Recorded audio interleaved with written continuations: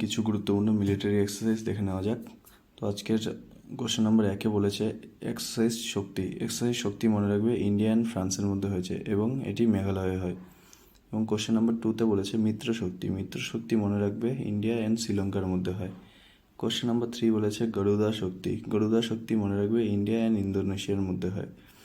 এবং question number 4 বলেছে youth অভ্যাস হবে ইন্ডিয়া অ্যান্ড ইউএসএ আর্মির মধ্যে।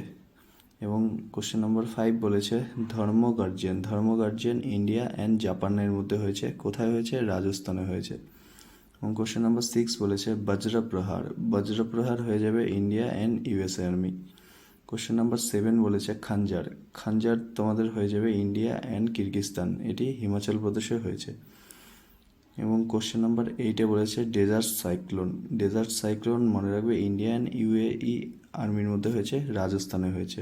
কোশ্চেন নাম্বার 9 বলেছে সমুদ্র লক্ষ্মণা, এটি ইন্ডিয়া অ্যান্ড মালয়েশিয়া আর্মির মধ্যে হয়েছে। এবং কোশ্চেন নাম্বার 10 বলেছে দাস্ত লিক ইন্ডিয়া অ্যান্ড উজবেকিস্তানের মধ্যে হয়েছে।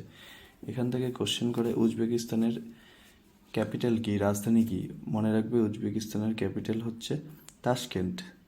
এবং কোশ্চেন নাম্বার 11 আজকের লাস্ট কোশ্চেন বলেছে এক্সারসাইজ রেড ফ্ল্যাগ, এটিও মনে রাখবে ইন্ডিয়া অ্যান্ড ইউএসএ আর্মির মধ্যে হয়েছে।